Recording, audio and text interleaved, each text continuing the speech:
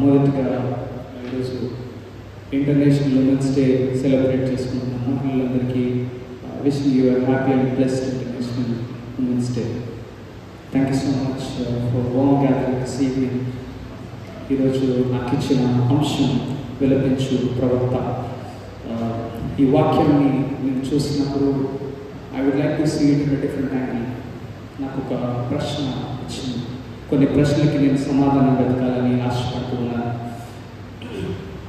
దేవుడు దేనికోసం విలపిస్తూ ఉన్నాడు? ఇన్ కేస్ నీ కోసం నా కోసం విలపిస్తూ ఉంటే ఆ ఏడుపుకి గల కారణం ఏంటి? లేదా ఆయన నీకు కోసం నా కోసం సంతోషిస్తూ ఉన్నాడా? లేదంటే వీడిని తెచ్చి భూమి మీద పెట్టానని పశ్చాత్తాపడుతున్నాడా? ఇటువంటి ప్రశ్నలకి నేను సమాధానం వెతకాలని ఆశపడుతున్నాను. యాజ్ యూజువల్ నిన్న ఇర్మియా గురించి మాట్లాడారు, మళ్ళీ మండే ఇర్మియా గురించి మాట్లాడతారు. విలపించు ప్రవక్త అంటే విల్ గెట్ అన్ ఐడియా. ప్రతి ఒక్కరికి మైండ్లోకి వచ్చే వెరీ ఫస్ట్ పర్సన్ ఎవరంటే జర్మియా కదా. So I would like to present it in a different way. యోబు గ్రంథాన్ని నేను మీకు పరిచయం చేసి ముందుకు వెళ్ళాలని ఆశపడుతున్నాను. యాజ్ యూజువల్ నాకున్న అలవాటును బట్టి నేను ఒక పుస్తకాన్ని పరిచయం చేసి ముందుకెళ్తాను. యోబు గ్రంథంలో 42 అధ్యాయాలు ఉన్నాయి. 42 అధ్యాయాలని నేను 4 భాగాలుగా చేశాను. మొదటి భాగం 1, 2 అధ్యాయాలు. ఈ మొదటి 2 అధ్యాయాల్లో యోబు అంతా కోల్పోయాడు. He lost his property, he lost his people, he lost his health. దీనికి నేను ఇచ్చే పేరు ఏంటంటే డిసప్పాయింట్మెంట్. డిసప్పాయింట్మెంట్. 3వ అధ్యాయం నుంచి 36 అధ్యాయాల వరకు నిజాయితీని ప్రూవ్ చేసుకుంటూ వచ్చాడు. నిజాయితీ దట్ మీన్స్ హానెస్టీని ప్రూవ్ చేసుకుంటూ వచ్చాడు. ఎంతమంది మాటలు మాట్లాడుతున్నా నీ దేవుడు నీకు ఇచ్చేది ఇదేనా, నీ దేవుడు నీకు చేసేది ఇదేనా, ఇటువంటి మాటలు మాట్లాడుతూ ఉంటే ఆయనకున్న 4 స్నేహితులు, భార్య అందరూ 4 వైపుల నుంచి ఆయన్ని క్రిటిసైజ్ చేస్తూ ఉంటే ఆయన హానెస్టీని ప్రూవ్ చేసుకున్నాడు.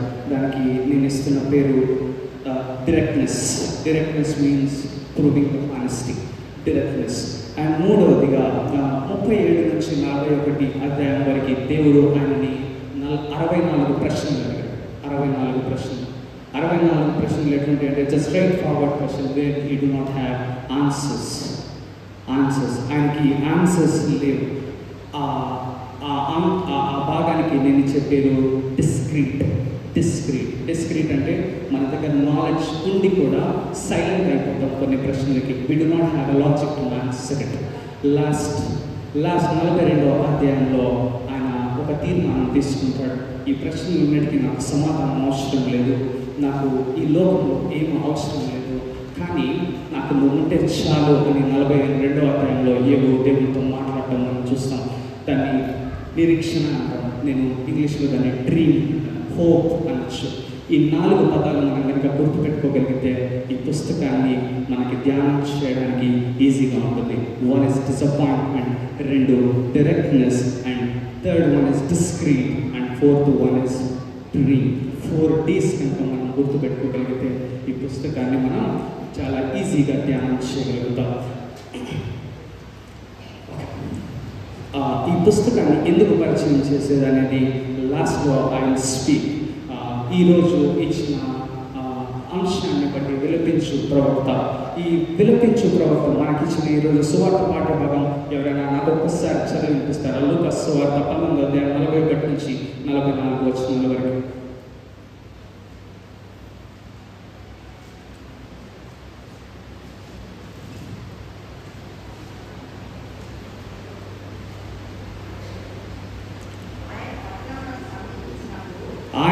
ఆయన పట్టణమునకు సమీపించినప్పుడు దానిని చూచి దాని విషయమై ఏడ్చి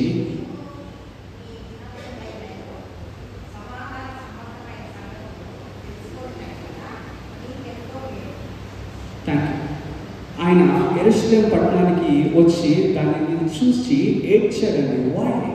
why he has weeped for that? Exactly. My question is that for you. ఈ రోజున ఆయన దేన్ని చూసి ఏడుస్తూ ఉన్నాడు అంటే ఆ జెరూసలేము పట్టణం నాశనం అయిపోతూ ఉంది. టైటస్ అనే రాజు దానికి న్యాయాధిపతిగా ఉన్నాడు. ఆఫ్టర్ క్రైస్ట్ 70 years వచ్చినప్పుడు ఆ పట్టణం అంతా పట్టణం అంతా నాశనం అయిపోతూ ఉన్నది. జనాంగం సజీవులుగా ఉన్నప్పుడే చచ్చిపోతూ ఉన్నారు, పిల్లలతో సహా చచ్చిపోతూ ఉన్నారు. ఆర్కిటెక్చర్ అంతా కొలాప్స్ అయిపోతుంది, మొత్తం డిమాలిష్ అయిపోతూ ఉంది. అది చూసి ఆయన ఏడుస్తూ ఉన్నాడు. ఎందుకంటే ఇది ఒకప్పటి ప్రవచనం. ఆయన సిలువేసినప్పుడు పిలాతు నీళ్లతో కడుక్కొని ఈ పాపంకి ఆయన పాపం ఏం చేయలేదు అని వెళ్ళిపోతే అక్కడున్న జనాంగం ఒక తీర్మానం చేసుకున్నారు, ఆ పాపం నాకు అంటుకుంటుందేమో అని చెప్పి. ఆ తీర్మానం సెల్ఫ్గా వాళ్ళ స్టేట్మెంట్ ఒకటి రిలీజ్ చేశారు. They themself release the statement, ఆ పాపం నాకు అంటుకుంటుందేమో అని చెప్పి. దానికోసం ఆ ప్రాఫెసీ ఆ రోజున నెరవేరిన దాన్ని బట్టి దేవుడు ఏడుస్తూ ఉంటాడు. ఈ జనాంగాన్ని నేను ఎట్లా కాపాడుకోవాలని ఏడుస్తూ ఉంటాడు. ఆ పరిస్థితి చూసి ఆయన విలపిస్తూ ఉంటాడు. ఆ పరిస్థితి చూసి ఆయన కన్నీళ్లు కారుస్తూ ఉంటాడు. ఈ రోజున జెరూసలేం గురించి అనే కాదు, not only that place, even for me and you, he is weeping. He weeped on the cross, he crucified on the cross for you and me today. ఆయన నీ కోసం నా కోసమే, నీ పాప నిమిత్తం కోసమే ఆయన క్రాస్లో చచ్చిపోయాడు. ఆయన విలపిస్తూ ఉండడానికి ఒక రీజన్ ఉంది. దేనికో తెలుసా? నేను క్రియేట్ చేసుకున్న పర్సన్ జెర్మియా గాస్పెల్లో ఉంటుంది, నువ్వు తల్లి గర్భంలో పడకముందే నీ దినములన్నీ నేను లెక్కించానని చెప్తాడు. నువ్వు పుట్టక ముందే నా బిడ్డ ఎట్లా ఉండాలి అని ఆయన ఒక ఇమాజినేషన్ స్కోర్లో ఉన్నాడు. నా బిడ్డ నా అడుగుజాడల్లో నడవాలి, నా బిడ్డ నా బాటలో నడవాలి, నా బిడ్డ నేను ఇచ్చిన ఒక నమూనాని పట్టుకొని నడవాలి. ఆయన ఇచ్చిన నమూనా ఇస్ హిస్టరీ ఆఫ్ బైబిల్లో చాలా మంది చరిత్ర మనకి ఇచ్చాడు, అది పట్టుకొని నడవాలి అని ఆయన అనుకుంటూ ఉంటే ఈ రోజున మనం దేనికోసం వెంటాడుతూ ఉన్నాం, దేనికోసం ఎగురులాడుతూ ఉన్నాం, దేనికోసం పరిగెత్తుతూ ఉన్నాం? నీకు నాకు కావాల్సిన ఒక ప్రశ్నకి ఆన్సర్ చెప్పుకోవాల్సిన అవసరం ఈ రోజు ఉన్నది. ఆయన విలపిస్తూ ఉన్నాడు, ఆయన ఏడుస్తూ ఉన్నాడు, ఆయన కన్నీటి కారుస్తూ ఉన్నాడు. ఆ దేశం కొరకే కాదు కానీ నీ కోసం నా కోసం కూడా అని నేను చెప్తాను.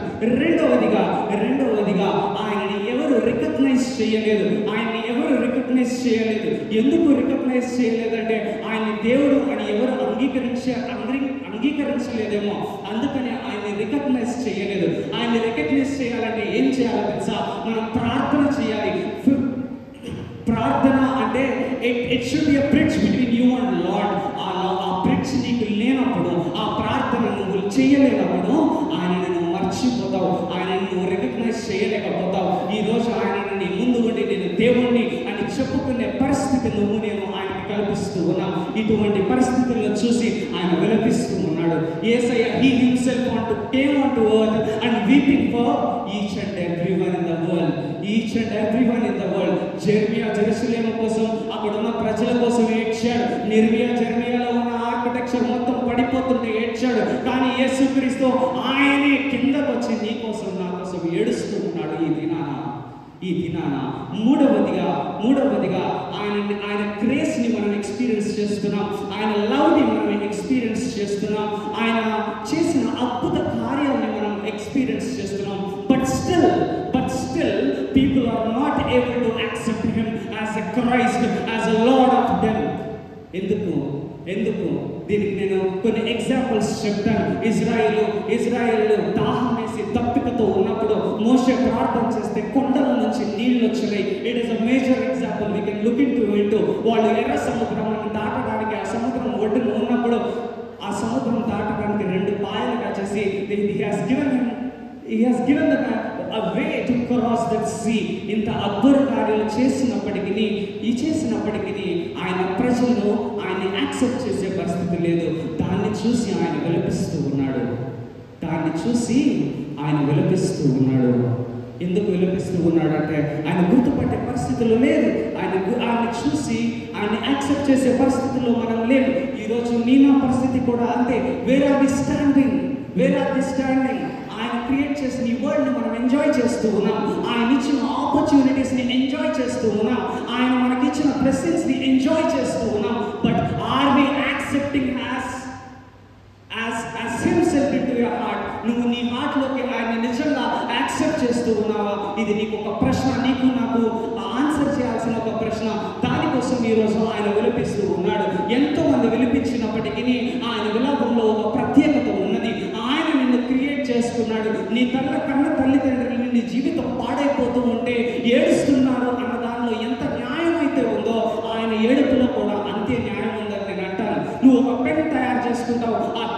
చేయదు. You have lot of pain because you invented that, you discovered it, you manufactured it కదా. నువ్వు మ్యానుఫ్యాక్చర్ చేసుకున్న after all one object, one ఆర్టికల్ని బట్టి నువ్వు అంత పెయిన్ తీసుకుంటే, ఆయన ఈ భూప్రపంచాన్ని సృష్టించాడు, నిన్ను నన్ను సృష్టించాడు, నీ దినముని ఎట్లుండాలో డిజైన్ చేశాడు, నీ వే ఎటెల్లాలో ఆయన డిజైన్ చేశాడు. ఆ డిజైన్లో నుంచి నువ్వు బయటికి తప్పుకొని పోతున్నా అంటే ఆయన ఏడవడా? ఆయన ఏడవడా? ఒక్కసారి ఆన్సర్ చేసుకోండి. You can answer to yourself. You no need to answer to someone.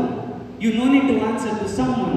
నీ గుండె మీద చేసుకొని నేను దారి తప్పుతున్నానని నీకు తెలిసినప్పటికీ నువ్వు దాన్ని యాక్సెప్ట్ చేయలేకపోతే నిన్ను బాగు చేసే నాదుడు ఎవడు లేడు. నిన్ను బాగు చేసే నాదుడు ఎవడు లేడు. ఎంతో ఇష్టపడి కొనుక్కుంటాం కార్ కానీ, ఇల్లు కానీ, మొబైల్ కానీ, వాట్ ఎవర్ ఇట్ ఇస్. మనం కొనుక్కున్న దానికి చిన్న స్క్రాచ్ పడితేనే అది ఏదో అయిపోయింది, అది ఏదో జరిగిపోయింది అని కూర్చొని డిప్రెషన్లోకి వెళ్ళిపోతావే. నిన్ను క్రియేట్ చేసుకున్న ఆయన, నీకు అద్భుత కార్యములు చేసిన ఆయన కృపని నీకు ఇచ్చిన ఆయన పరిస్థితి ఏంటి? ఆయన కన్నీటిలో అర్థం ఉంది. నీ చిన్న కోరికలను బట్టి నీ కన్నీటిలో నీకు అర్థం ఉన్నప్పుడు ఈ భూప్రపంచాన్ని సృష్టించిన ఆయన కన్నీటిలో అర్థం ఉంది. 4వదిగా ఆయన క్రాస్ మీద పెట్టారు వితౌట్ నో రీజన్. ఆయన క్రాస్ మీద పెట్టారు వితౌట్ నో రీజన్. ఆయన ఎందుకు సిలువేశారో చెప్పగలరా? ఆయన సిలువేశారు ఎందుకు చెప్పగలుగుతారా ఎవరైనా? మత్తయి సువార్త 27:2, మత్తయి సువార్త 23:27, Psalms 25:3 says there is no reason to crucify him on the cross. ఆయన సిలువ వేయడానికి గల కారణం ఏమి లేదు. దాని నిమిత్తం ఆయన విలపిస్తూ ఉన్నాడు. ఈ రోజున నీ నా విలాపం దేనికోసం? This is the right question to all of us. What is the reason for tear you are rolling out from your eyes? దేనికోసం? ఒక్కసారి జ్ఞాపకం చేసుకోండి.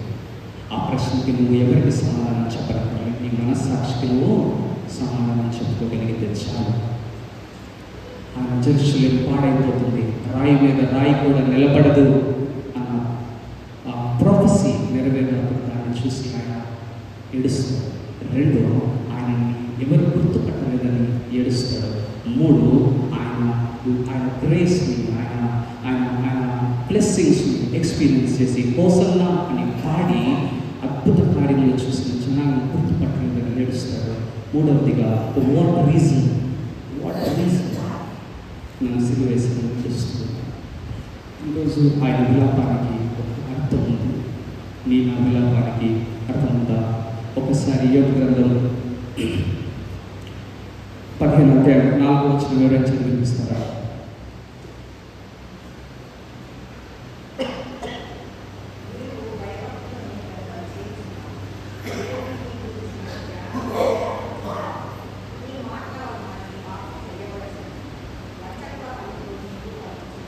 Thank you. యోగ గ్రంథం 15:4 ఈరోజు మనకిచ్చిన పత్రిక పాఠ భాగం నుంచి మనం చూసినట్లయితే మన పరిస్థితి ఏంటి అంటే, మనకి భక్తి ఉంది కానీ శక్తి లేదు. మనకి భక్తి ఉంది, we have lot of respect, lot of devotion, but ఆ శక్తిని మనం పొందగలుగుతున్నామా? ఏ భక్తుడు ఆయన పలికే మాటల ద్వారా, ఆయన మాట్లాడే మాటల ద్వారా it is degrading somewhere. Eliphaz అంటూ ఉంటాడు, నువ్వు మాట్లాడే మాటలో భక్తి ఉంది కానీ శక్తి లేదు. There is no power in your words. ఈరోజు నువ్వు చేసే ప్రార్థనలో భక్తి ఉండొచ్చు, ఆ ప్రార్థనలో నీకు శక్తి ఉందా అని నేను అడుగుతున్నా. యోబు భక్తుడు నిరాశతో జీవితాన్ని ఆరంభించాడు. అన్నీ కోల్పోయాడు ఆయన, ప్రాపర్టీని కోల్పోయాడు, హెల్త్ని కోల్పోయాడు, అందరినీ కోల్పోయాడు. Nothing is left in his way. మొత్తం తుండులు వచ్చేసి హెల్త్ మొత్తం. ఆ సిచ్యువేషన్లో నువ్వు నేను ఏం చేస్తాం తెలుసా?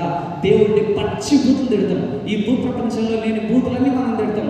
నాకు ఇచ్చే లైఫ్ ఇదే, are you avoiding me this life today? ఆ అవార్డుని మనం తీసుకోగలుగుతామా?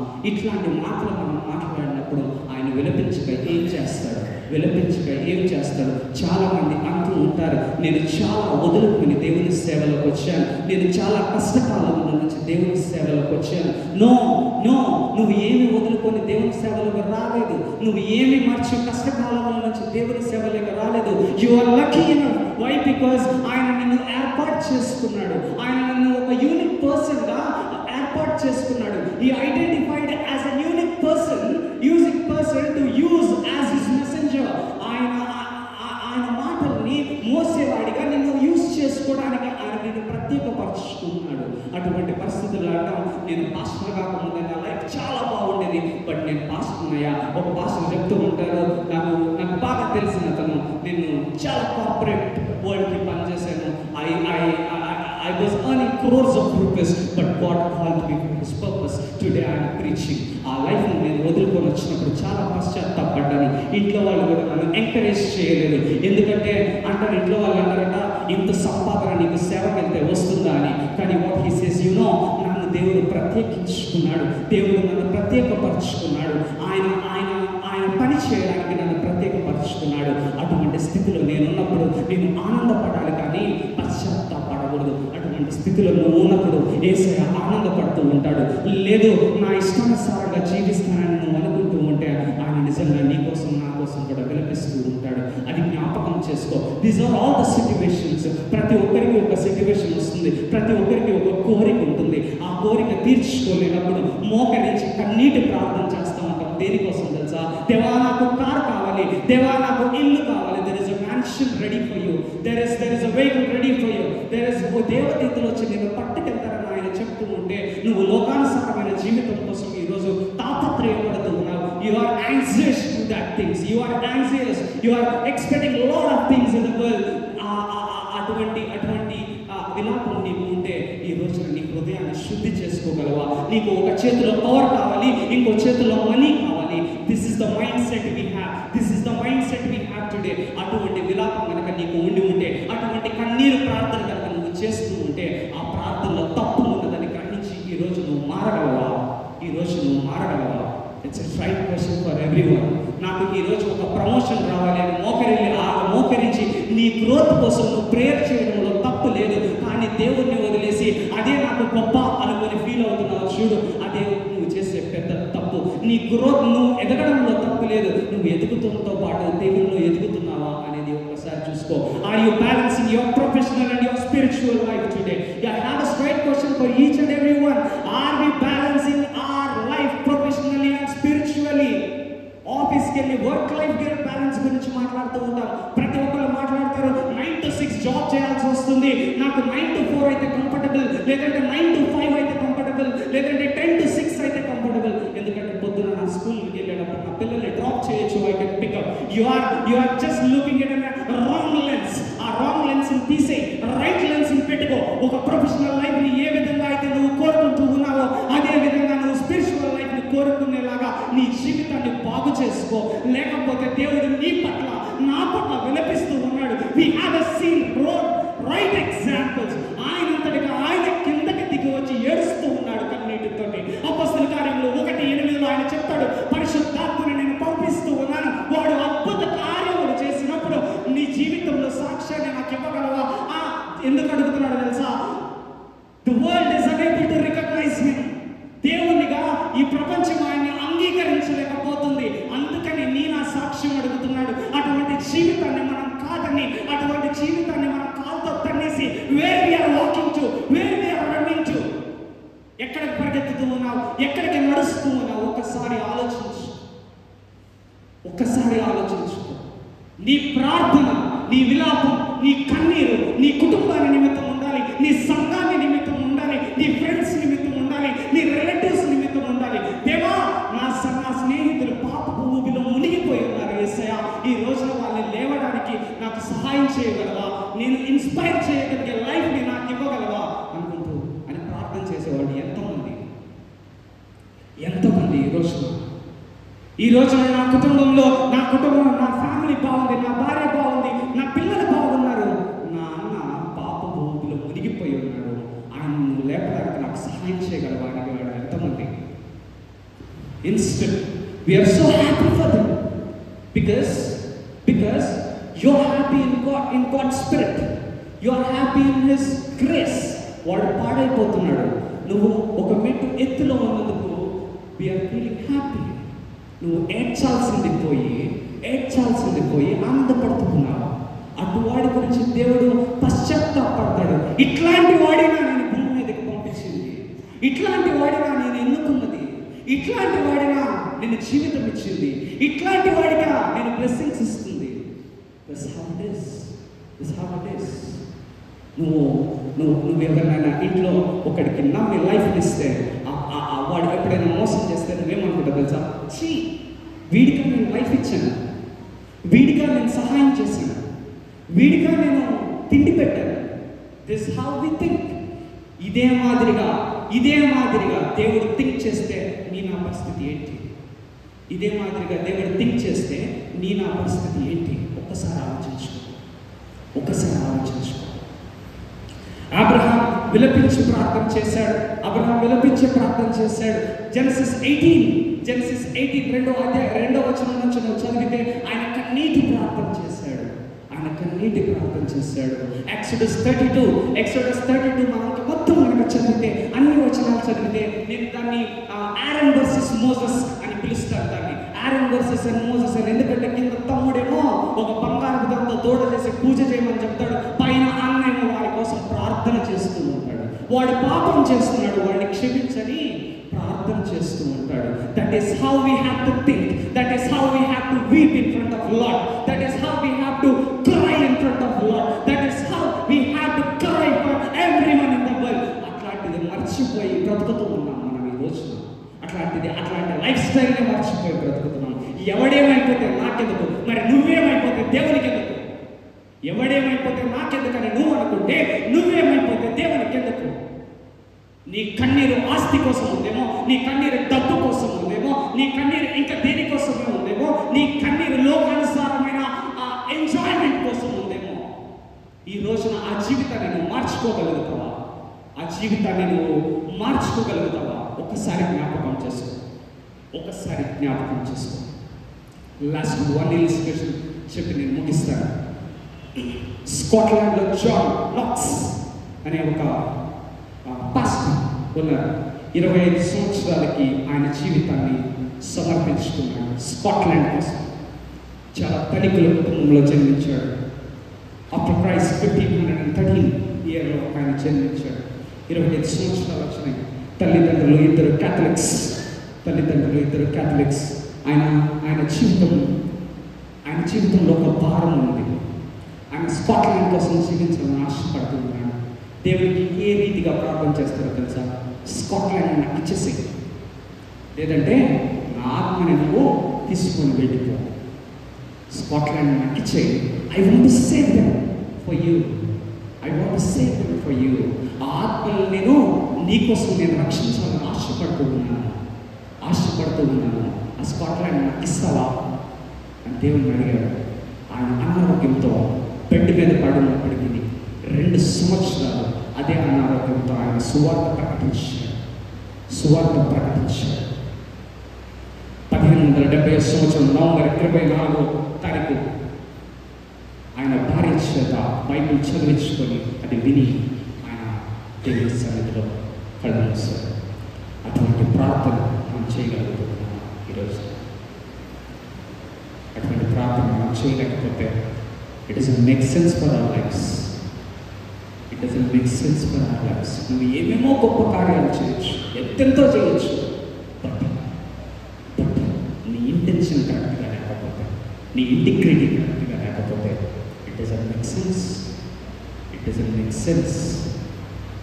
నాకు ఇంటెన్షన్ లేదు, ఇంటిగ్రిటీ లేదంటే నీ జీవితం కూడా వ్యర్థమే. ఈ రోజున ఎంతోమంది జీవితాలు ఎట్లున్నాయి తెలుసా? It's mask oriented Christians. They were a mask. చర్చ్కి వస్తారు, దే బిహేవ్ లైక్ హోలీ. ఎంత వాళ్ళంతా పరిశుద్ధంగా ఎవరు ఉండరని బిహేవ్ చేస్తూ ఉంటారు. బయటకు వెళ్ళి మాస్క్ తీసేస్తే ఆ colours, real colours we can see. అటువంటి జీవితంలో నువ్వు ఉంటే గుర్తుపెట్టుకో, నువ్వు అంధకారంలో ఉన్నావు. నువ్వు చర్చ్ కోసం క్రైస్తవుడిగా బిహేవ్ చేయాల్సిన అవసరం లేదు. There is no need of acting for your congregation. నీ కాంగ్రిగేషన్ కోసం నువ్వు యాక్ట్ చేయాల్సిన అవసరం లేదు. నీ కోసం నువ్వు బ్రతుకు, నీ దేవుని కోసం నువ్వు బ్రతుకు. ఆ రోజు నువ్వు కార్చే ప్రతి ఒక్క కన్నీటి కొట్టుకే ఆన్సర్ దొరుకుతుంది. చాలామంది చెప్తారు, నేను ఉపవాసం ఉన్నాను, 40 దినాలు ఉపవాసం ఉన్నాను, కన్నీటి ప్రార్థన చేశాను, నేను దేవుడిని అడుగుతూనే ఉన్నా, కొన్ని సంవత్సరాల నుంచి అడుగుతున్నా, కానీ దేవుడు నా మాట వినట్లేదు. నేను ఎంత హెచ్చినా వినట్లేదు. నీ ఇంటెన్షన్ కరెక్ట్ లేనప్పుడు ఎందుకు వినాలి? Why it's my question. నీ ఇంటిగ్రిటీనే లేనప్పుడు వై ఎందుకు వినాలి? ఒకసారి జ్ఞాపకం చేసుకో. నీ మనసుని నువ్వు చిత్తశుద్ధి చేసుకోగలిగితే ఈ రాత్రికాల సమయంలో నీ కన్నిటికి ఒక ఆన్సర్ దొరుకుతుంది. నీ కన్నిటికి ఒక ఆన్సర్ దొరుకుతుంది. నేను మొదటిగా ఒక ప్రశ్నగా, దేవుడు నిన్ను చూసి పశ్చాత్తాపడుతున్నాడా, ఆనందపడుతున్నాడా, విలపిస్తూ ఉన్నాడా? ఈ ప్రశ్నకు ఆన్సర్ దొరికిందని నేను నమ్ముతూ ఉన్నాను. లేచి అందరూ నిలబెట్టినట్లయితే ప్రార్థన చేసుకున్నాను.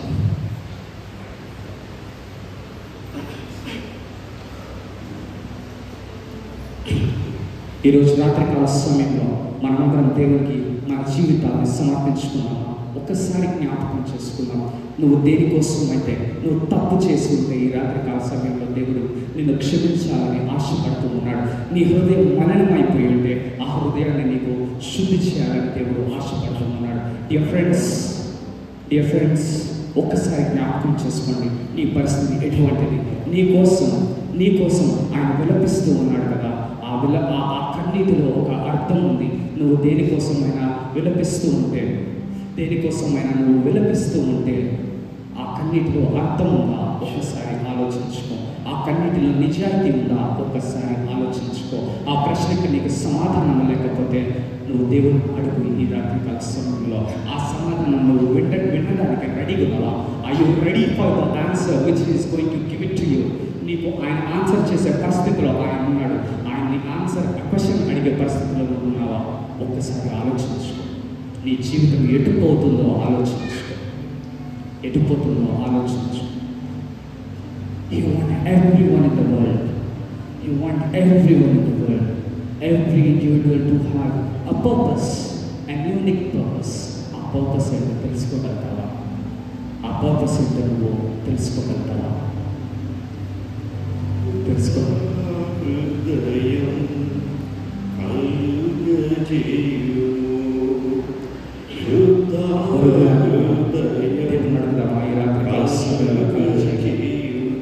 pure heart నీ జీవితంలో విత్తబడడం. అస్వచ్ఛమైన హృదయాన్ని నా జీవితంలో నాటవా అని దేవుడు అడగడం. రాత్రికాల సమయంలో దేవుడు చేసే ప్రతి ఒక్క కార్యానికి ఒక అర్థం, ప్రతి ఒక్క కార్యానికి ఒక ఉద్దేశం. కానీ నీ హార్ట్ని తీసుకెళ్ళి ఆయన పాదాల దగ్గర పెట్టే ధైర్యం నీకుందా? దేవా, నేను తప్పు చేయట్లేదు. దేవా, నేను తప్పుడు కోరికలు కోరట్లేదు. దేవా, నేను పాపం చేయట్లేదు. అడిగే ధైర్యం నీకుందా? నీ బాహుళ్యం నీ కృప కనికరం చూపించుము. నీ వాత్సల్యం ఎంత ప్రయత్నించినప్పటికీ నా బయటకు రాగలదు. ఈరోజు నాకు నీటిలో అర్థం లేదు. ఈరోజు నేను చేసే ప్రార్థన ఎట్లా చేయాలని ప్రయత్నిస్తాను. పాపము చేశాను, దోషినయ్యున్నాను, తెలిసి ఉన్నది నా అతిక్రమమే, తెలిసి ఉన్నది నా పాపములే, తెలిసి ఉన్నది నా అతిక్రమమే, తెలిసి ఉన్నవి నా పాపములే. నీ సన్నిధిలో నా పాపములే ఒప్పుకొందునయ్యా.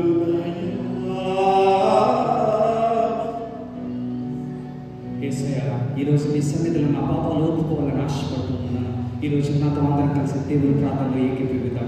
మమ్మల్ని మిక్కిలిగా ప్రేమించిన పరలోకమందున్న మా తండ్రి, నీ నామానికి వందనాలు, స్తోత్రాలు చెల్లించుకుంటున్నాం. యేసయ్య, నాయన గడిచిన కాలం అంతా నీ కాపుదలలో భద్రపరిచినందుకు వందనాలు, స్తోత్రాలు చెల్లించుకుంటున్నాం. నాయన ఈరోజు విలపించే ప్రవక్త వలె మాతో మాట్లాడి ఉన్నాం దేవా. నీ కన్నీటికి ఒక కారణం ఉంది యేసయ్య. ఆ కన్నీరు నా కోసం కారుస్తున్నావు. Thank you so much for that Lord. నాయన నీ అద్భుత కార్యములు నా జీవితంలో చేసినప్పటికీ, నేను నిన్ను గుర్తుపట్టే స్థితిలో నేను లేనప్పటికీ, నాయన నేను నిన్ను అంగీకరించే స్థితిలో లేనప్పటికీ, నాయన కారణం లేకుండా నా పాపాన్ని నీ నెత్తి మీద వేసుకొని నాయన యేసయ్య, నువ్వు ఈరోజు క్రాస్లో ఉండి ఉన్నావు. ఆ పరిస్థితుల్లో నిన్ను చూసినప్పటికీ నాయన నా బ్రతుకు నేను మార్చుకోలేకపోతూ ఉన్నాను. నా లోకానుసారమైన జీవితాన్ని నేను మార్చుకోలేకపోతూ ఉన్నాను. యేసయ్య, ఈ రాత్రికాల సమయంలో నాకు నూతన జీవితాన్ని ఇవ్వమని అడుగుతూ ఉన్నాను. నా కన్నీటికి అర్థాన్ని చూపించమని అడుగుతూ ఉన్నాను. దేనికోసం కన్నీరు కార్చాలో నాకు తెలియని పరిస్థితిలో నేను ఉన్నాను యేసయ్య. పాపపు ఊబిలో మునిగిపోయి ఉన్నాను యేసయ్య. అటువంటి పాపపు ఊబిలో నుంచి మమ్మల్ని పైకి లేవనెత్తవాడిగా నీవు ఉన్నావు యేసయ్య. నాయన నువ్వు మీరు మాత్రమే చేయగలరు నాయన. అంధకారం నుంచి నాయన లైట్ లోకి తీసుకొచ్చేది one and only you, dear Father, tonight. ఆ లైట్ లోకి మమ్మల్ని తీసుకురమ్మని అడుగుతూ ఉన్నాను యేసయ్య. ప్రతి ఒక్కరిని ఇక్కడ కూడి ఉన్న ప్రతి ఒక్కరిని నేను జ్ఞాపకం చేసుకుంటూ ఉన్నాను నాయన. వారి జీవితంలో ఎటువంటి తప్పులు జరిగినా నాకైతే తెలియదు కానీ యేసయ్య, నాయన సమస్తము ఎరిగి ఉన్న నా గొప్ప దేవ, ఈరోజు వారి జీవితంలో అద్భుత కార్యములు చేయమని అడుగుతూ ఉన్నాం. లోకానుసారమైన జీవితాని కోసం ఆరాటపడుతూ ఉన్నారేమో, ఆతృత పడుతూ ఉన్నారేమో యేసయ్య. అటు ఆతృతని తీసేసి what is real, what is important, what is spirituality in their lifes అనే విషయాన్ని వాళ్ళకి తెలియజేయమని అడుగుతూ ఉన్నాం యేసయ్య. స్తోత్రాలు చెల్లించుకుంటున్నాం నాయన. నా గొప్ప దేవ, ఈ రాత్రికాల సమయంలో ఒక గొప్ప కార్యాన్ని నేను ఉద్దేశించి జరుగుతుందని ఉద్దేశించి నేను నీ పాదాల చెంత విలిపిస్తూ ఉన్నాను దేవా. నాయన నా కన్నీటిగా అర్థం ఉందని నువ్వు అనుకుంటూ ఉంటే దేవా, ఈరోజు అద్భుత కార్యం చేయమని అడుగుతూ ఉన్నా. అటు వారిని సన్నిధిలో సాక్షిగా నిలబడేలాగా తిద్దమని అడుగుతూ ఉన్నాను దేవా. నాయన మరొకసారి ప్రతి ఒక్కరిని జ్ఞాపకం చేసుకుంటున్నాను. What is important, what not important in their life అది వాళ్ళకి తెలియజేయండి దేవా. నీకు వందనాలు నాయన. వారి జీవితంలో నాయన ప్రొఫెషనల్ పర్సనల్ లైఫ్ని బ్యాలెన్స్ చేసుకోవడం తెలిసింది కానీ లైఫ్ని, స్పిరిచువల్ లైఫ్ని బ్యాలెన్స్ చేసుకోవడం తెలియదు దేవా. ఈరోజు దేనికోసము ఆరాటపడుతున్నాం, అది మన జీవితంలో వచ్చిందని సంతోషపడుతూ ఉన్నాం. But we don't have a spirit in our lives dear father. ఆ స్పిరిట్ని మాకు ఇవ్వమని అడుగుతూ ఉన్నాం. ఆ పరిశుద్ధతని మాకు ఇవ్వమని అడుగుతూ ఉన్నాం యేసయ్య. మేము గొప్ప కార్యములు చేయాలని మా కోరిక కాదు కానీ యేసయ్య, నీ కోసం నాయన అంధకారంలో ఉన్న వారిని ఇన్స్పైర్ చేసేలాగా మా జీవితాన్ని పెట్టుకోవాలని ఆశపడుతూ ఉన్నాం. అటు జీవితాలను మాకు ఇవ్వమని అడుగుతున్నాం. ఈరోజు నేర్చుకున్న పాఠ భాగాన్ని బట్టి నాయన ఈ విత్తనాన్ని నాయన 100గా 1000గా ఫలించేలాగా దీవించి ఆశీర్వదించమని ఈ చిన్న ప్రార్థన నాయన మీ పాదాల చెంతకు చేర్చుకొని అడగకూడనివి ఏమైనా అడిగింటే దయతో క్షమించి చిన్న ప్రార్థన చేసి అడుగుపెట్టుకుంటున్నాం.